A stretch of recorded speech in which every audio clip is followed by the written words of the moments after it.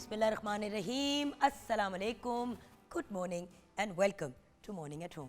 मैं हूँ आपकी मेज़बान जुगन काज़िम और उम्मीद है कि आप सब खैरियत से होंगे और आपकी आज की सुबह खुशगवार गुजर रही होगी।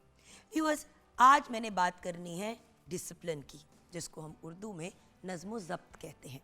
अब डिसिप्लिन क्या है ये समझना बहुत ज़रूरी है। हम अपनी ज़िंदगियाँ कभी कभी, मैं तो खैर पहले अक्सर बड़े बेहंगम अंदाज में जीती थी, ये भी कर रही हूँ, वो भी कर रही हूँ, ऐसे भी कर रही हूँ, वैसे भी कर रही हूँ। और व्यूअर्स, जब इंसान फोकस के बगैर 10 चीज़ें करने की कोशिश करता है तो एक भी चीज़ अच्छे से नहीं होती।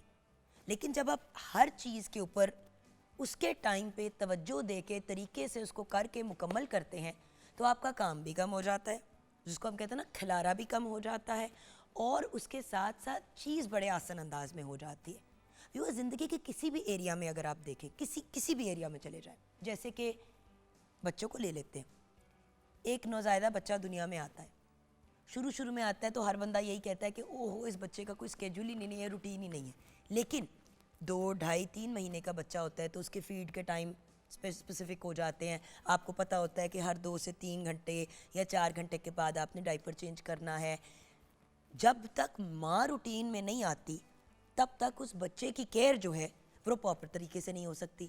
फिर वही बच्चा जब बड़ा होता है स्कूल गोइंग एज का होता है तो डिसिप्लिन की बहुत ज़रूरत होती है, क्योंकि अगर बच्चा एक्सक्यूज़ मी व्यूअर्स, अगर बच्चा 2.5 या 3 साल की उम्र के ऊपर स्कूल जा रहा है, लेकिन जिस तरह वो प्ले ग्रुप वगैरह होता है, अब बच्चे ने स्कूल पहुंचना है सुबह के 9 बजे और रात को बच्चा सारी रात अपने बाप और माँ के साथ खेलता रहा है और उनके साथ लाड प्यार करते रहे पेरेंट्स, और बच्चा रात के 2 बजे सोया है, तो वो किस तरह उठेगा सुबह 7 बजे या 7:30 बजे स्कूल जाने के लिए।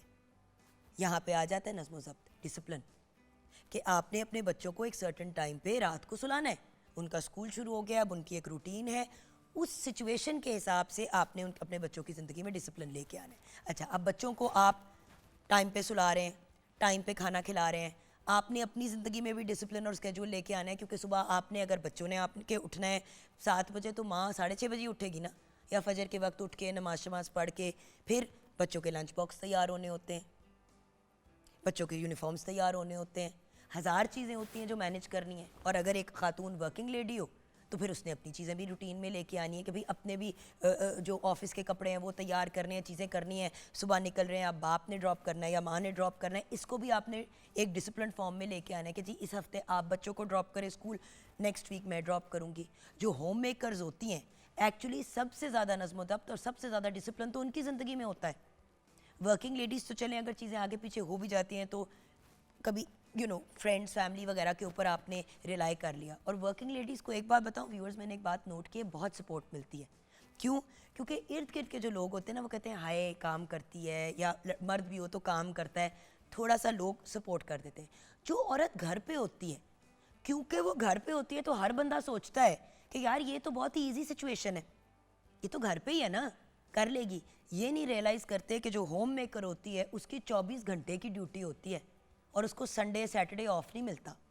सो ये अंडरस्टैंड करना कि चाहे आप एक वर्किंग वुमन हैं या आप एक होम मेकर हैं, स्टूडेंट हैं, बच्चा हैं, बुज़ुर्ग हैं, मर्द हैं, ट्रांसजेंडर हैं, आप कोई भी हैं, जब तक जिंदगी, यही तो चीज़ है जो इंसान को जानवर से मुख्तलिफ बनाती है, कि हम अपने लाइफ के इश्यूज़, मसाइल, प्रॉब्लम्स को फोकस और डिसिप्लिन के साथ रिजॉल्व करते हैं। अब व्यूअर्स, बड़ी दफ़ा ऐसा होता है कि मेरी एक कमिटमेंट नहीं होती, मेरी 10 होती हैं। मॉर्निंग शो, एक्टिंग के प्रोजेक्ट्स, अगर कॉर्पोरेट शोज़ की होस्टिंग करनी है, जिस तरह आज हमारा माशाल्लाह इवेंट ख़त्म हो रहा है, horse and cattle show Lahore में हो रहा है आफ्टर मैनी ईयर्स, और एक चीज़ रिवाइव की गई है, आज वो भी मैंने होस्ट करना है जाके with Wase Chaudhary. So the point is viewers, अब ये सब चीज़ें लेके चलनी है, बट ये तो मेरी पर्सनल कमिटमेंट्स हैं, साथ में मेरे बच्चे भी हैं, मैंने हसन और नूर को भी देखना है, मैंने टाइम से हमज़ा के साथ भी कनाडा में वीडियो कॉल करनी है जो मैं डेली उसके साथ करती हूँ। सो द पॉइंट इज़, मैंने ये सब चीज़ें देखनी है। हस्बैंड की अलग चीज़ें हैं जो मैंने मैनेज करनी है, ससुराल है, मेरे अपनी अम्मी है, बहन है, फैमिली है। सो बात यह है कि व्यूअर्स, जब तक डिसिप्लिन और फोकस के साथ आगे नहीं बढ़ेंगे, बड़ी दफ़ा लोग आप देखते हैं कि मीडिया वालों ख़वातीन से पूछ रहे होते हैं कि आप कैसे मैनेज करती हैं ये सारी चीज़ें एक साथ, डिसिप्लिन के साथ। फोकस के साथ और स्केड्यूल्स बना के लिस्ट बनाएं, अपने टाइम्स को वो करें। अब जैसे कि ये फ़ोन है मेरा, इसके अंदर एक जो मेरा कैलेंडर है उसके अंदर मेरा पूरा स्केड्यूल लिखा हुआ है, कौन से दिन मेरी क्या कमिटमेंट है, क्या कर रही हूँ क्या नहीं कर रही, आज के दिन मैंने क्या क्या काम करने हैं, कल मैंने क्या क्या काम करने हैं, आगे अगर किसी की बर्थडे है तो उसमें क्या करना है। ऑब्वियसली पर्सनल चीज़ें उसमें लिखी हुई हैं जैसे कि फ्रेंड्स फैमिली की, बट एक एक चीज़ लिखी हुई है ताकि अगर किसी की सालगिरह है, मुझे पता है कि एंड टाइम पे मैं गिफ्ट नहीं ले पाऊंगी। अब परसों एक बर्थडे है और कल भी एक बर्थडे है, मैं जाऊँ या ना जाऊँ ये करीबी लोग हैं, मुझे तोहफा तो देना ही देना है। तो मैंने ऑलरेडी प्रेजेंट्स खरीद के रखे हुए हैं, उनको पैक करके कार्ड भी लिख के डाल दिए हैं गिफ्ट बैग के अंदर।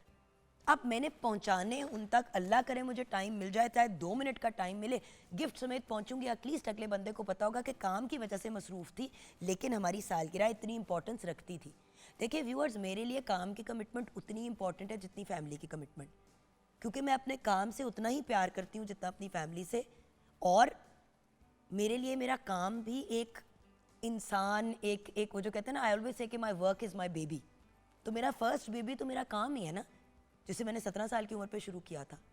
और ज़िंदगी में कल भी मुझसे कोई पूछ रहा था कि कैसे, how do you do it, focus and discipline viewers, नज़्म व ज़ब्त अगर हम अपनी ज़िंदगी में ले आएँ। देखिए मैं किसी को भी ये नहीं बता सकती कि आप अपनी ज़िंदगी में नज़्म व ज़ब्त कैसे लाएँ, क्योंकि आपको अपने काम की, अपनी कमिटमेंट्स की, अपनी सब चीज़ों का पता है। लेकिन जिस दिन आप एक कैलेंडर के अंदर स्केड्यूल बनाना शुरू कर देंगे जिसके अंदर सालगिरहें भी लिखी हुई हैं, काम की कमिटमेंट्स भी हैं, इवेंट्स होते हैं। जैसे बहुत से ऐसे लोग हैं जिनको पता होता है कि जी 10 रमज़ानुल मुबारक को हमारी फुफ्फो के घर हमेशा इफ्तारी होती है।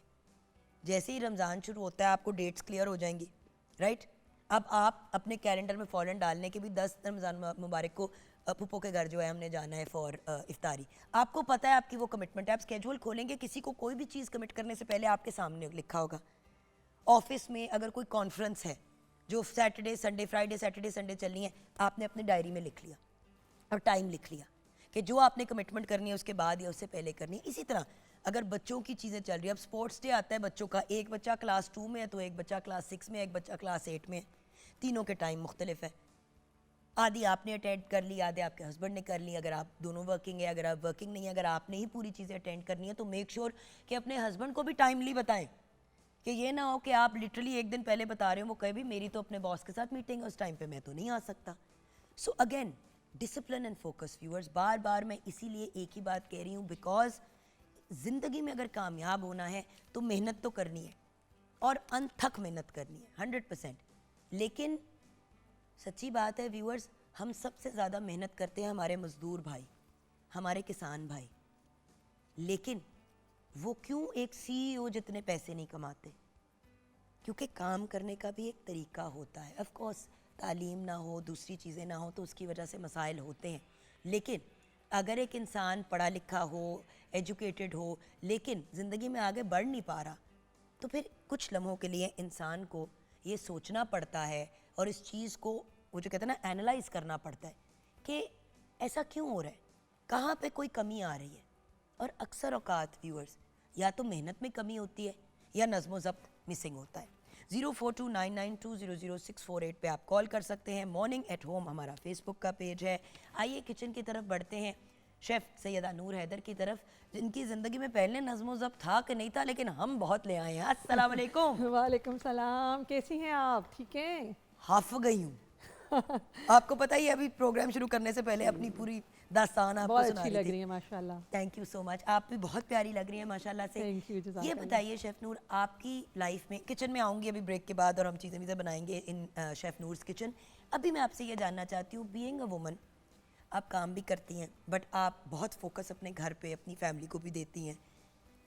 नज़्म व ज़ब्त आपकी ज़िंदगी में क्या अहमियत रखता है? बहुत अहमियत रखता है, क्योंकि आप जब अपना घर को भी संभाल रहे होते हैं, क्योंकि मैं जो हूँ, मतलब मेरी कोई जॉइंट फैमिली सिस्टम नहीं है, ठीक है, मैं अकेली ही रहती हूँ, तो मैंने ही सारा मैनेज करना है, मैंने अपने काम को भी देखना है, मैंने अपनी ग्रॉसरी भी करनी है, अपनी ये प्रोग्राम के लिए मैंने अपने घर का खाना भी देना है। छोटी सी बात है, रात को आपके घर में डिनर हो, 15 लोग आ रहे हैं, आपने सौदा ही नहीं खरीदा तो हांडी कहाँ से पकेगी? हाँ जी। और एंड टाइम पे जब सौदा लेने के लिए जाएंगे, आपको पता है ये डिफरेंट ऐप्स जो आ गई हैं कि आप ऑनलाइन ऑर्डर कर लें, और ये क्यों आई? क्योंकि लोगों ने रियलाइज़ किया, क्योंकि ऐसे लोगों ने रियलाइज़ किया कि यार लोग बड़े इनडिसिप्लिन्ड होते हैं, ये चीज़ें तरीके से नहीं करते हैं, लास्ट मिनट पे पैनिक करते हैं। तो हमारी जैसी ऐप्स बड़ी यूज़फुल रहेंगी उन लोगों के लिए जो डिसिप्लिन के लिए साथ नहीं चलते, कि फ़ौरन ही चीज़ ऑर्डर कर दी, आपने कुछ चीज़ें तैयार की, तब तक चीज़ें आ गई। अगर ये चीज़ें ना होती तो जितना नज़्म ज़ब्त हमारे माँ बाप में था, डिसिप्लिन, और उससे ज़्यादा हमारे ग्रैंड पेरेंट्स में, उनके पास तो ये फैसिलिटीज़ नहीं थी। हम तो बड़ी आसान दुनिया में रह रहे हैं, लेकिन उन्होंने बहुत आसानी से सब कुछ मैनेज किया, बिकॉज पता होता था कि दोपहर का खाना इस टाइम है, रात का खाना इस टाइम है।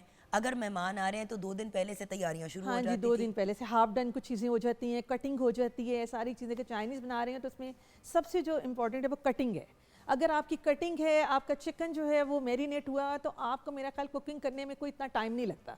आप किचन में सिर्फ 2 घंटे में आप 10 चीज़ें बना लेते हैं। अब मुझे आज भी याद है, मैं कनाडा में थी और हमारे कुछ देसी फ्रेंड, मतलब जनरली जो देसी फ्रेंड्स थे, ऑब्वियसली अकेली रहती थी, कॉलेज से अभी ग्रेजुएट किया था, तो कुछ फैमिली फ्रेंड्स और ये वो जानने वाले थे। तो मैंने नया अपार्टमेंट जो है ना उसकी डाउन पेमेंट दी थी, तो वो उधर शिफ्ट हो गई मॉर्गेज के ऊपर। तो मैंने ना फ्रेंड्स को बुला लिया, लो जी मैंने मुर्गी बनानी थी और दाल चावल बनाने थे। वहाँ पे आपको पता है यंग लोग कहाँ इतनी चीज़ें बना सकते हैं। मैंने मुर्गी का सालन बनाना था, चिकन कढ़ाई बनानी थी, और वो दाल चावल, चिकन फ्रोज़न। 7:30 बजे का टाइम दिया लोगों का। मुझे पता था कि कढ़ाई जो है वो मैक्सिमम 45 मिनट से 1 घंटे में बन जाती। फ्रोज़न पत्थर की तरह एक इतना बड़ा कुक्कड़, और जब उसको गौर से देखा तो वो कटा हुआ भी नहीं था, होल चिकन था। वो मैं जाके ले आई ना, हलाल शॉप से जाके लेके आई। अच्छा, तो वो होल चिकन ले आई। जो होल चिकन ਉਹਨੂੰ ਵੇਖਿਆ, तो मैंने कहा ਹੁਣ तो मैंने कट भी नहीं करना आना। आपकी सोच है। फिर मैंने जाके सब्जियां उठाई, फिर मैंने मिक्स सब्जी बना ली, वो बना लिया, चिकन फिर जैसे तैसे भी काट कूट के कुछ मलीदा सा उसका बना के माजरत की। बट वही वाली बात है ना, उस एक्सपीरियंस से सीखा कि अगर हांडी बनानी है अगले दिन और ज़्यादा लोगों के लिए या कम के लिए, तो 1 दिन पहले चीज़ को फ्रीज़र से निकाल लें, फ्रिज के अंदर रख दें, और पकाने से 2 घंटे पहले उसको बाहर रख लें, या पानी में रख लें, या व्हाटएवर। ये चीज़ें बंदा टाइम के साथ सीखता है। लेकिन मैं तो ऐसे लोगों को भी जानती हूँ जो 60, 70 साल की उम्र पे भी नहीं नज़्म ज़ब्त सीखते। बिल्कुल कुछ नहीं सीखते, सही कह रही हैं आप। एक डिज़ायर होती है ना टू लर्न। अब आप देखिए, अभी से सबको गाइड करिए हैं। रमज़ान, इंशाल्लाह रमज़ान की जल्दी आमद है। अब तो लिटरली 1 हफ्ता रह गया है, और इफ़ नॉट लेस। तो अब पहले से जैसे आपने फ्रेंच फ्राइज सिखाए हुए कि भाई आप ये फ्रेंच फ्राइज बना के हाफ डन करके फ्रीजर में रख दें। हाँ जी बिल्कुल। जब आपने बनाने होंगे आपके 10 मिनट में तैयार हो जाएंगे। जिप लॉक में डालें और निकालें और डायरेक्ट डाल दें। आप डायरेक्ट डाल दें, नहीं करना। उसी तरह शामी कबाब आपने पहले तैयार कर लिए, रोल्स आपने तैयार कर लिए, भल्ले तैयार करके रखे हैं, चटनियां भल्ले फ्रोजन कर लिए, चटनी मुझे हमने ला। So the point is viewers, हम अगर थोड़ी सी आगे का सोच के चलें, अगले कुछ दिनों की तैयारी करके चलें, तो आपकी ज़िंदगी बहुत कामयाब भी होगी और आसान भी होगी। ब्रेक की तरफ बढ़ते हैं। ब्रेक के बाद जब वापस आएंगे तो मुझे रोल पट्टी वहाँ पे नज़र आ रही है। पता नहीं आप आज क्या बनाने लगी हैं, बट इतने इंग्रेडिएंट्स हैं, मज़े की चीज़ है। मज़े की चीज़ है। आप ऐसे कब कौन सी ऐसी चीज़ बनाती है जो मज़े की नहीं होती? लेकिन खैर चलें, शेफ़ नूर्स किचन में मुलाकात होगी ब्रेक के बाद।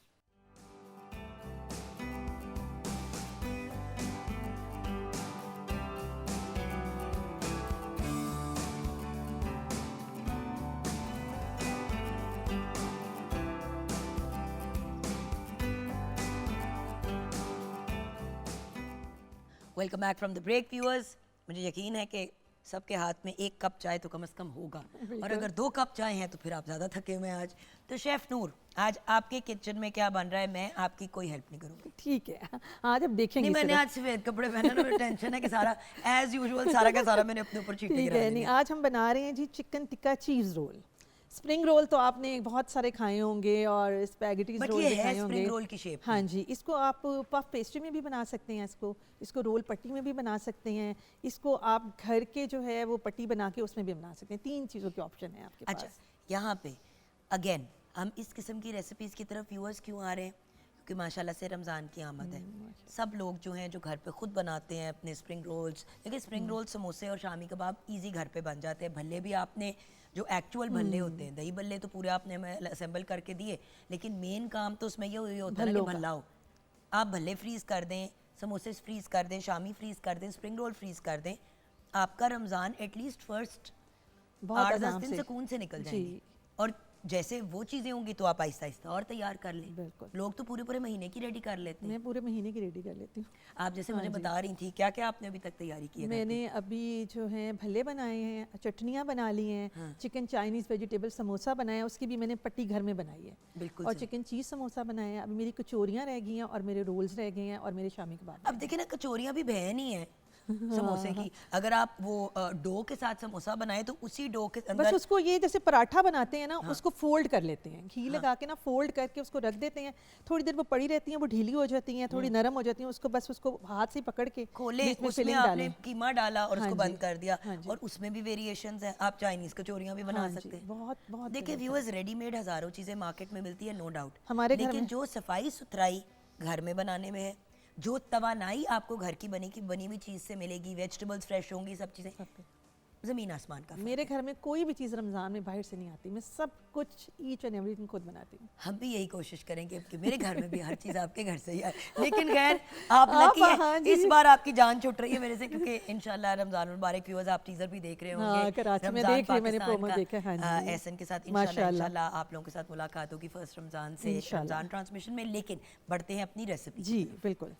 जी इसकी इंग्रेडिएंट्स मैं बोल देती हूँ। चिकन टिक्का चीज़ रोल, तेल है जी 1/3 कप, मुर्ग का गोश्त है 2 कप, चिकन टिक्का मसाला 1 खाने का चम्मच, लहसुन अदरक की पेस्ट 2 चाय के चम्मच, दही आधा कप, शिमला मिर्च चॉप की हुई 1 कप, प्याज 1 कप, जैतून काले 1 कप, रोल पट्टी हस्बे ज़रूरत, चेडर चीज़ 1 कप, मोज़रेला चीज़ 1 कप और तेल जो है वो फ्राई करने के लिए। ठीक है जी।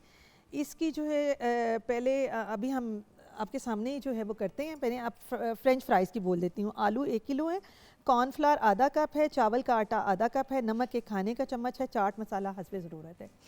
आप फ्राइज़ को जो है वो कट कर लें। कट करके उसको उबलते हुए पानी में नमक डाल के 1 मिनट के लिए उसको आपने बॉईल करना है, ब्लांच जिसे कहते जिसको हैं। नहीं, जिसको हम पार बॉईल कहते हैं। हाँ कि जी। बॉइलिंग वाटर के अंदर आपने डाला, डाला 1 और मिनट के लिए निकाला, वो आधे पक जाते हाँ हैं। जी। आपका आधा से आपका ख़त्म। ख़त्म।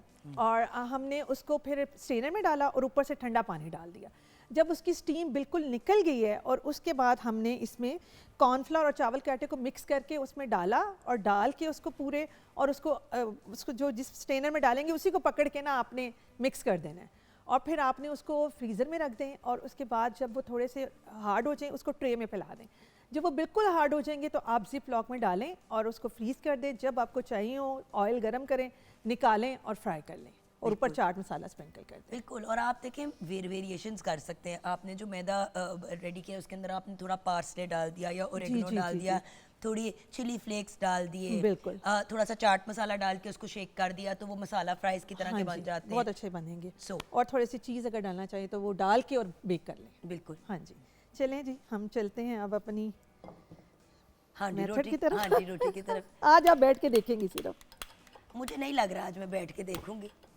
चूल्हा तो ताड़े को जलाया नहीं जा रहा, नूर जी मैं ताड़ा की करा। नहीं जलाग है। अच्छा, सो मुझे बताइए कि अच्छा सबसे पहले अब हम ऑयल डाल के चिकन को जो है हमने छोटा छोटा चॉप किया हुआ चिकन को, बिल्कुल हाँ, मिनी क्यूब। ठीक है, इसको हम आपको पता है ना मुझसे बैठा नहीं जाएगा। आपको पता है ना मुझसे बैठा नहीं जाएगा। हाँ जी, थोड़ा डालना ऑयल, बिल्कुल बिल्कुल हल्का हाँ सा। जी। क्योंकि बात ये कि एक बात याद रखिएगा, जो आप मिक्स तैयार करते हैं ना किसी भी चीज़ का, जी उसमें जब आप बहुत ज़्यादा ऑयल डाल देते हैं। ऑयल डाल देते हैं और स्पेशली जब वो आपने फिलिंग करनी है किसी जी, चीज़ जी, की, जी, जी। तो फिर बड़ा इशू हो जाता है। लहसुन अदरक की पेस्ट डाल दी हमने। और अब देखिए ना, बहुत से लोग अब अक्सर जो आप होटल वो रेडीमेड लेते हैं उसके अंदर फ्लेवर नहीं होता वो वाला। हाँ जी, क्यों? क्योंकि उसमें क्योंकि- चीज़ों की क्वांटिटी जो है क्यों ना, नहीं? क्योंकि जान, अगर कचौरियाँ हैं तो या समोसे हैं तो बस उसके अंदर चीज़ें डली हुई हैं, अदरक लहसुन नहीं डालेंगे, प्याज नहीं डालेंगे, इन्हीं चीज़ों से तो फ्लेवर फ्लेवर इन्हांस इसी होता से है। होता है। तो थोड़ा सा अदरक लहसुन की पेस्ट को करके, और इसमें हम डाल देंगे चिकन। ठीक है। मीनवाइल आप क्या कर रही हैं? मैं ये चीज़ जो है ग्रेटेड थी और इसको ज़रा थोड़ा सा खोल रही हूँ ताकि वो जब ठंडा हो जाएगा तो हम मिक्स कर लेंगे बीच में। और इसके हम चिकन टिक्का मसाला। और जी। बात ये कि व्यूअर्स, अब ये नहीं कि असल टिक्के आपने बनाने और वो करने हैं, एक ईजियर ऑप्शन भी है, विच इज़ आपने टिक्का मसाला डाल दिया और आपने जैसे मुझे एक बार सिखाया था कि भाई कोयले का धुआं दे दो। जी, कोयले का धुआं देना है, लेकिन कोयला भी हमारे पास है नहीं। नहीं, बट द पॉइंट इज हाँ। आप कोयले का धुआं भी दे सकते दे हैं। सकते हैं। देखिए आपके कुछ साथ नहीं, मैं कर लूँगी। अब आपको पता ना, अब मैं आ गई हूँ, एज माई डॉटर से किचन के अंदर, चिकन के अंदर आ गई यहाँ। ठीक हो गया। तो ये हमने रेडी कर दिया। व्यूअर्स अब देखिए ना, जो हमने क्वांटिटी रखी है, जब आप इसमें वेजिटेबल्स डाल लेंगे आराम से आपके बहुत 50 रोल्स बन जाएंगे 50 रोल बन जाएंगे। हाँ जी। बट देखिए ना एक हमने- मेरी रिकमेंडेशन है, अगर आप मुझे ये बात कहने दें प्लीज़, जी, कि जी। देखिए व्यूअर्स, माना रमज़ानुल मुबारक में लोग बहुत सी डिफरेंट मज़े की चीज़ें तैयार करते हैं, सारा कुछ, लेकिन सादगी एक बड़ी खूबसूरत चीज़ है। बिल्कुल। खाने में भी अगर इंसान थोड़ा सा अपनी कुजीन को सिंपल रखे। बड़े लोग रमज़ान मुबारक में कहते हैं कि यार हार्ट बर्न हो गया, बदहज़मी हो गई, दूसरी बात कि जलन हो रही है। हाँ जी। अच्छा, दूसरा इशू बहुत से लोग जिसके बारे में कंप्लेन करते हैं रमज़ान में, वो ये है कि यार रमज़ान हमने रोज़े सारे रखे लेकिन वज़न बड़ा बढ़ गया। होता ये है कि नॉर्मली हम नाश्ता करते हैं, लंच करते हैं और रात को लाइट सा डिनर लेते हैं नॉर्मली। हाँ जी। होता ये है कि सुबह सहरी में लोग पराठे और हैवी चीज़ें खाते हैं कि सारा दिन रोज़ा रख रहे हैं, फिर इफ्तारी के वक्त फुल खाना खाया जाता है और ऐसा जिसके अंदर सारी फ्राइड चीज़ें होती हैं, हमारे फिर घर- रात का खाना हाँ होता जी, है। नहीं हमारे घर में खाना नहीं बनता। अच्छा, डिनर नहीं नहीं, करते। डिनर हमारे घर में बनता ही नहीं है, सालन रोटी नहीं बनती और है। देखिए मौसम, हाँ अल्लाह जी। का शुक्र है कि ये बड़ा बहुत अच्छा इंशाल्लाह रमज़ान गुजरेगा बहुत सबके अच्छा लिए। हमारा रमज़ान ये आ रहा तो है। सीज़न भी अब तो इतना अच्छा है। वैसे तो हर बार जब रमज़ान आता है हमारे लिए तो एक बरकतों का महीना होता है, लेकिन इस रमज़ान में आप अपने आप को प्रॉमिस कर लें कि इफ्तारी की नमाज वगैरह ये वो पढ़ी, उसके बाद आप वॉक पे जाएं, आधा घंटा पौना घंटा चहलकदमी करें आफ्टर ओपनिंग योर रोज़ा, अपनी नमाज वगैरह सारी चीज़ें करके उसके बाद अपनी इशा की नमाज पढ़ें। जिन्होंने अगर आप 20 तरावियाँ तरावी पढ़ी भी पढ़ते हैं और तो वो भी तरावी- आपकी एक्सरसाइज हो जाती है, बिल्कुल। सबसे बेस्ट एक्सरसाइज है। बिल्कुल। बट जान देखो ना, वॉक करना, थोड़ा सा एक्टिव रहना, मैं ये नहीं कह रही कि रमज़ान में आप अपना वज़न कम करें, लेकिन आप एक हेल्दियर लाइफ की तरफ तो जा सकते हैं जी ना। बिल्कुल। हाँ जी, आप अब हम इसमें टिक्का मसाला डाल रहे हैं हम। अच्छा, क्योंकि हमने ये कोई चिकन उस तरह से सर्व नहीं करी, वो इनसाइड है, तो इसको ब्राउन करना ज़रूरी नहीं है, बस इसका पक जाना इम्पोर्टेंट। जाना। हाँ मैंने खाली सारे डाल देते हैं क्योंकि अभी हाँ जी, वेजिटेबल भी क्योंकि हाँ, डालनी क्योंकि है। सब्जियां भी जब हम डालेंगे तो उसका भी होगा। अच्छा, मगर जब रोल बनाने हैं तो उसकी आपने एक ट्रिक मुझे एक दफ़ा बताई थी कि ठंडा करके, हाँ जी, ठंडा करके हम चीज़ मिक्स करेंगे। क्योंकि आप जब गरम गरम में डाल देते हैं ना तो वो चीज़ पहले ही मेल्ट हो जाती है, तो जब उसको फिर से फ्राई करेंगे तो उसकी वो मेल्टेड लुक नहीं आएगी। तो प्लीज़ ये जब आप एक दफ़ा सारा इसका मिक्स तैयार कर लेना। अच्छा, दही, जी उससे चिकन Tender सॉफ्ट भी हो हो जाएगा, जाती है। हाँ हाँ जी। बाय द वे, मीट गलाने का एक बेहतरीन तरीका योगर्ट है, जो लोग पपीता या उसके पाउडर्स पे, कचरी नहीं पाउडर नहीं, ये उसमें, सबसे बेस्ट है। और अगर आप इसको थाई के मीट से भी तैयार करते हैं ना, वो भी बेस्ट वो है। भी बड़ा बेस्ट है। हाँ जी। इसको आपने कुक कर लिया, ये अपनी ग्रेवी के अंदर थोड़ा सा कुक होगा, उसके बाद जब ये थोड़ा सा ड्राई हो जाएगा, हाँ जी, तो फिर हम चीज़ डाल देंगे। अभी ये चीज़ पानी डालें। इसका दही का निकला है, अभी ये जब ड्राई होगा तो हम दोनों वेजिटेबल डाल देंगे। हाँ जी। सार हम ऑलिव्स डाल देंगे और जब ठंडा होगा तो हम चीज़ डाल देंगे। और वेजिटेबल्स में भी आप अपनी मर्जी से डाल सकते हैं, आपने जो डालना है। जी। आपने अगर जैसे कि चिकन डाल दी और चीज़ डाल दी, साथ में आपने स्प्रिंग अनियंस भी डाल सकते हैं। जी जी। और क्या क्या वेजिटेबल्स डाल सकती हैं आपके वैसे ख्याल ये सबसे बेस्ट है, गाजर इसमें नहीं डाल सकती और कैबेज वाला, क्योंकि वो फिर वो एक स्प्रिंग रोल की इसकी वो आ से? वो जाएगी। चाइनीज स्प्रिंग रोल हाँ बन जी, जाता है। बस सिर्फ हम ये 3 चीज़ें डालेंगे। अगर इसमें डालना चाहे तो मशरूम डाल सकते हैं आप। हाँ, मशरूम सबसे बेस्ट है अगर आप डालना चाहें। टिक्का मशरूम। हाँ जी, अगर डालना चाहे वैसे मतलब बाहर ये के मुल्क में व्यूअर्स अगर आप लोग जाके देखें, हमारी पाकिस्तानी कुजीन को इतने इंटरेस्टिंग अंदाज में लोग अब बना रहे हैं और प्रेजेंट कर रहे हैं, मतलब उसको फ्यूजन में।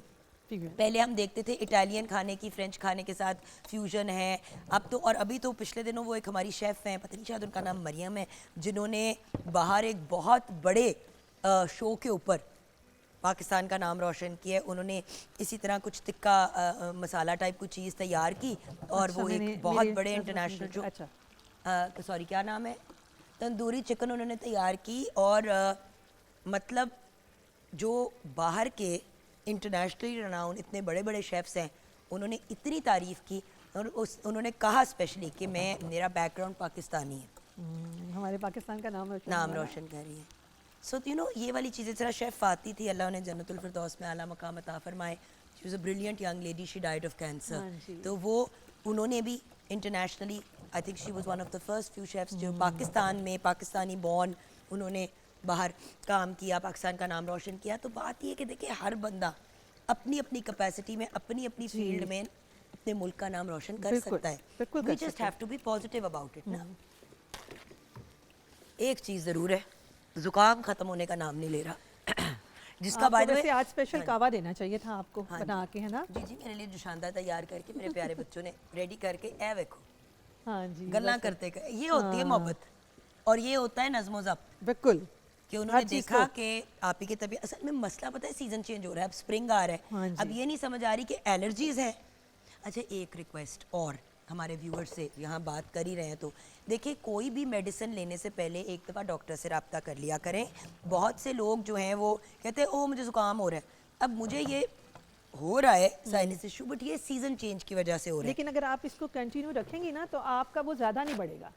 हाँ, अगर जो शानदा और कावा वगैरह रखेंगी तो फिर और इंशाल्लाह सबसे नहीं बढ़ेगा। बेहतर तो यही चीज़ें हैं कि हम नेचुरल तरीके से अपने आप को वो करें।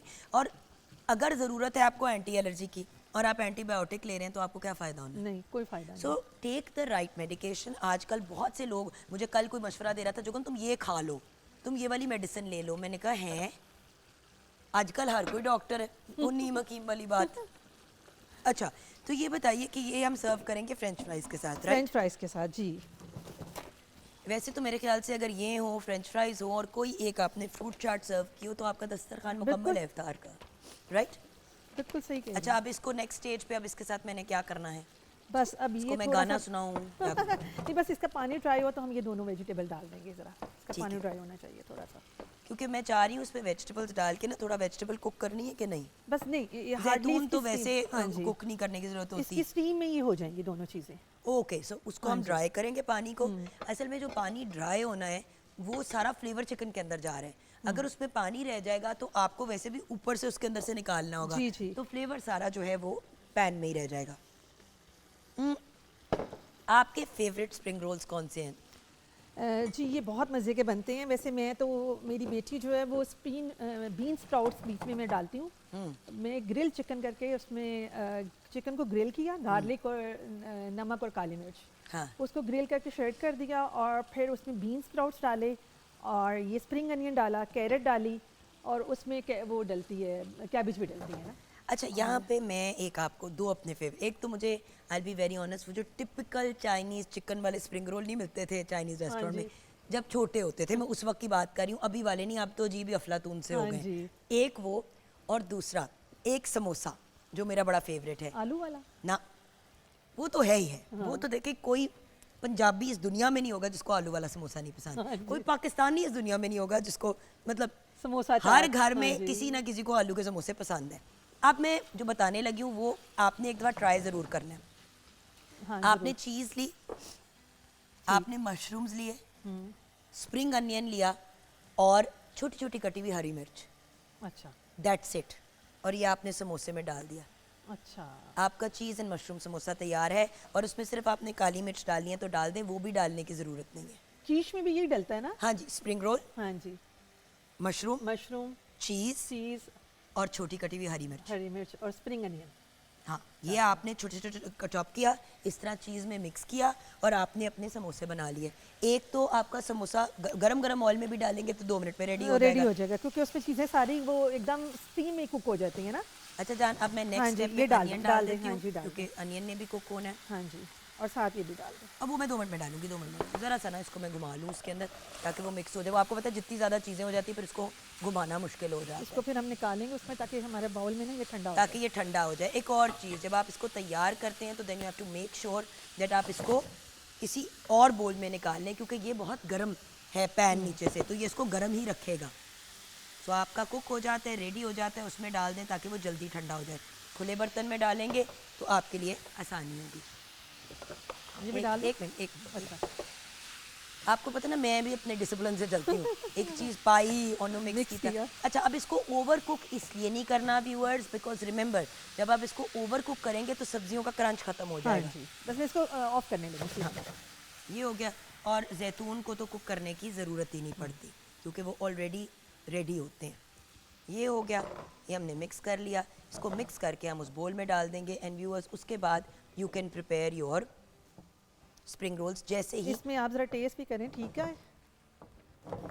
आप ही करें, सुबह सुबह मुझे आप टिक्का मसाला खिलाएंगी हल्का सा। तो आप चखें, मैं फिर आपको इसमें रोल में खिलाती हूँ। फिर आप मुझे रोल में खिलाएं ना। बट नमक बहुत इंपॉर्टेंट होता है क्योंकि देखिए वेजिटेबल्स भी डालनी है, नमक पूरा है, बिल्कुल ठीक, बिल्कुल। हमें कुछ नहीं डालने की ज़रूरत। ये लें जी, ये आपका रेडी हो गया मिक्सचर। अब जब आपका मिक्सचर रेडी हो गया व्यूअर्स, तो उसके बाद आपको एक्चुअली ज़रूरत ही नहीं है किसी चीज़ की। You are ready. अब आप बैठ के आराम से, आप भी बैठे बल्कि अपने बच्चों को भी लगा दें। थोड़ा सा इसको मैं फ्रीजर में रखती हूँ ताकि इसकी स्टीम निकले। ठीक है, नहीं वो हम बाद में बना लीजिएगा और सारा कुछ कर लीजिएगा, वो कूल डाउन हो जाए फिर आप स्प्रिंग रोल। अब तो सिंपल है व्यूअर्स, ये मिक्स है, साथ में जब ये ठंडा हो जाएगा इसमें चीज़ मिक्स कर देंगे। उसके बाद आपने सिंगल सिंगल रोल लिया, ये आपने एक लेप बना ली, स्लरी स्लरी बना ली, वो बना ली। और इसको हमने रोल करना है इस तरह। ठहरे मैं ज़रा इनको थोड़ा सा बता दूं, क्योंकि अगर सीधा सीधा करेंगे ना तो वो खुल जाते हैं। अच्छा, इसको यहाँ पे हमने मिक्सचर रखा, हाँ जी, एंगल पे करना हाँ है। जी, यहाँ स्लरी लगाई, इसको ऐसे फोल्ड किया, यहाँ से साइडों को ऐसे बंद किया और ऐसे किया, करके गोल और ऐसे, कर। हाँ जी, और ऐसे। फिर आपका रोल कभी भी नहीं खुलेगा कभी भी फ्राई नहीं करते हुए। खुलेगा। प्रॉब्लम ये होती है कि हम उसको गोल करके ना उसकी फिर साइडें बंद करने की कोशिश हाँ करते जी, हैं। वो खुल तो जाता है। याद रखिएगा, एक एंड आपने ऐसे क्लोज करना है, उसके बाद आपने इधर से क्लोज करना है और फिर आपने ऐसे करना है। यहाँ से भी साइडें सील हो गई, यहाँ से भी साइडें सील हो गई, और यहाँ पे फिर स्लरी लगा के ये आपका स्प्रिंग रोल डन हो गया। हम जाएंगे ब्रेक की तरफ। ब्रेक के बाद जब वापस आएंगे व्यूअर्स, तो हमारे साथ है एक बहुत ही ब्रिलियंट पर्सनालिटी, वाइस चांसलर हैं 2 डिफरेंट यूनिवर्सिटीज़ के। उनसे हायर एजुकेशन के बारे में बात करेंगे। आप हमारे साथ रहिएगा।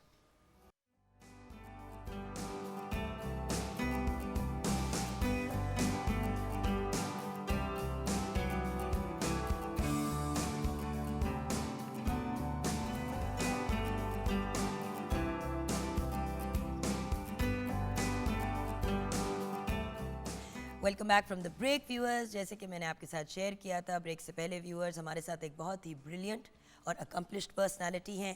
हमें ज्वाइन किया है आज vice chancellor at the university of Rasul Mandi Bahauddin and also the vice chancellor at the university of Gujrat. आपको वेरियस नेशनल और इंटरनेशनल अवार्ड से नवाजा गया, गवर्नमेंट की जानिब से तमगा इम्तियाज़ से भी नवाजा गया। हमारे साथ हैं प्रोफेसर डॉक्टर ज़हूरुल हक। अस्सलाम वालेकुम डॉक्टर साहब। वालेकुम अस्सलाम, thank you for having me. Doctor साहब, जब हमने अपने सेलिब्रिटीज़ का इस तरह इंट्रोडक्शन करना होता है तो फिर हम अपने एजुकेशन के सेलिब्रिटीज़ को भी तो फिर ऐसे ही इंट्रोड्यूस कराएंगे ना। नहीं, आई एम ग्रेटफुल जी। सर, आज मैंने ना आपसे बात करनी है हायर एजुकेशन की। स्कूल की हद तक तो माँ बाप, सीधी बात है, for lack of a better term, चपेड़े चुपड़े मार के बच्चों को पढ़ाई देते हैं। ठीक। जब बात आती है यूनिवर्सिटी और कॉलेज की तो बच्चे डंडी मार जाते हैं। तो मैं आज फिर से चाहूँगी कि आपके थ्रू हम पेरेंट्स को और जो भी यंग लोग टीवी देख रहे हैं उनको ये समझाएं कि हायर एजुकेशन की अहमियत क्या है।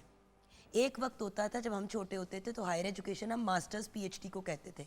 बड़े अफसोस के साथ आजकल बीए को भी हम हायर एजुकेशन कहते हैं, जबकि बीए तो सर एक बेसिक चीज़ होती थी कि कम से कम बैचलर्स तो कर लो, कम से कम कर लो, कम से कम तो कर लो।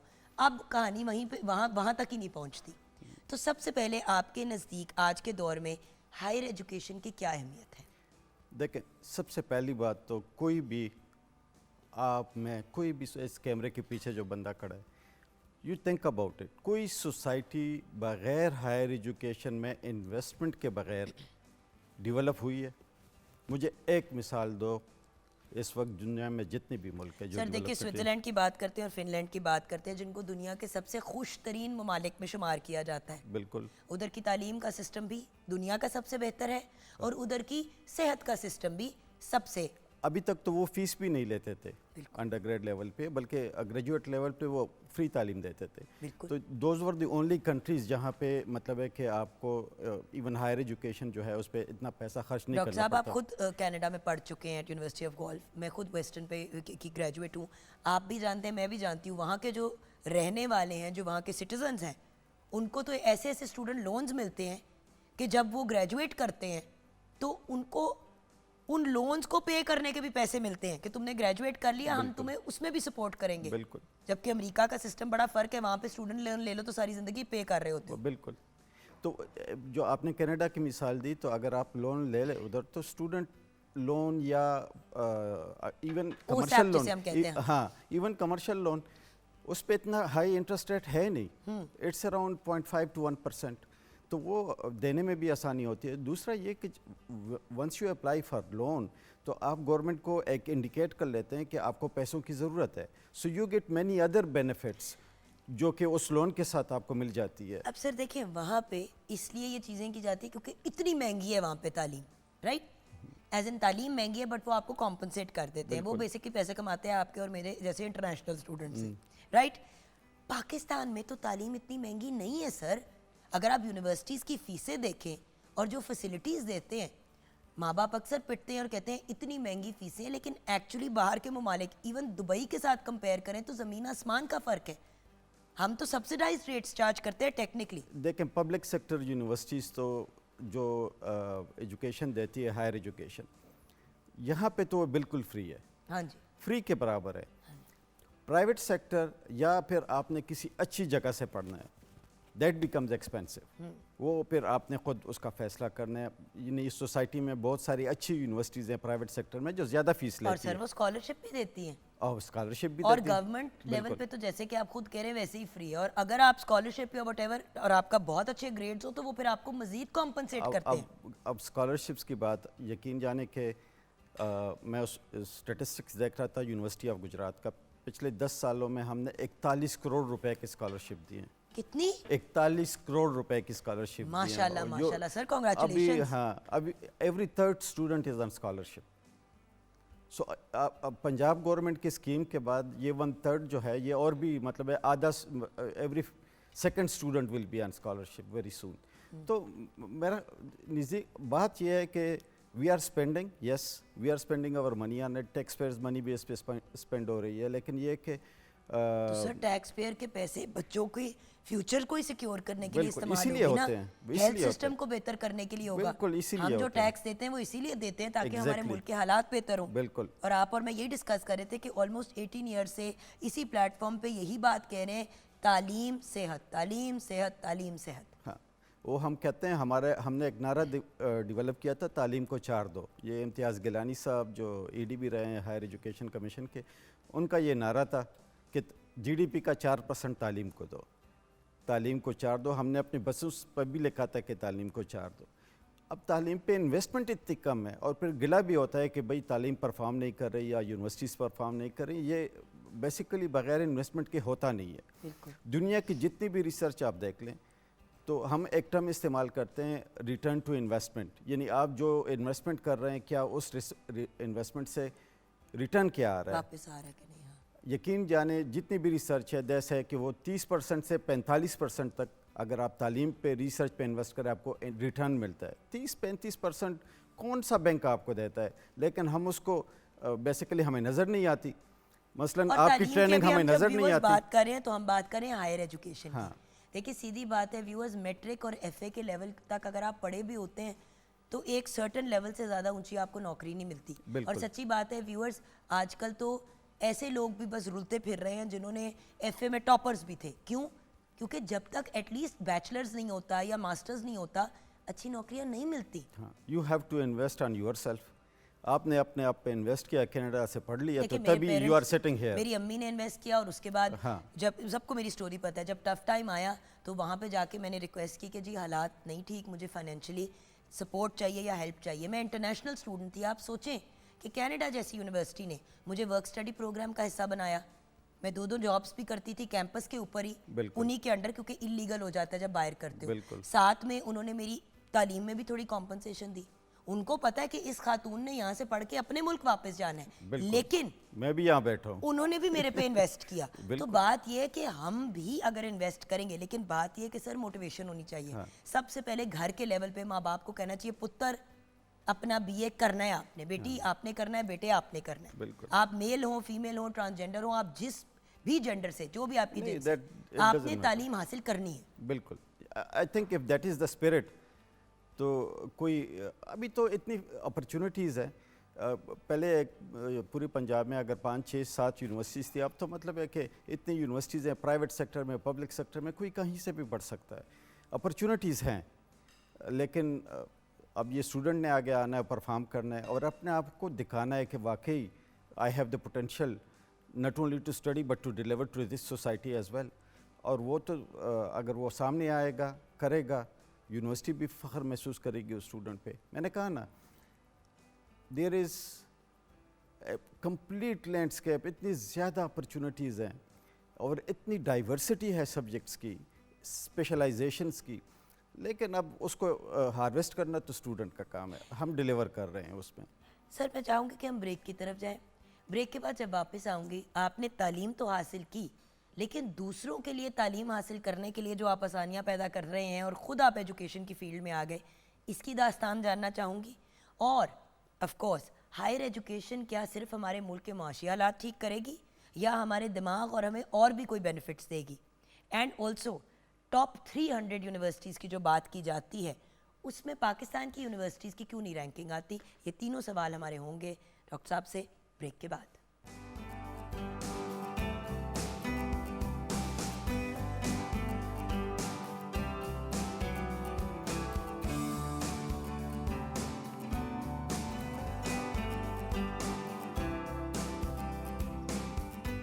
Welcome back from the break viewers. हमारे साथ तालीम की दुनिया के सुपरस्टार प्रोफेसर डॉक्टर ज़हूरुल हक हैं।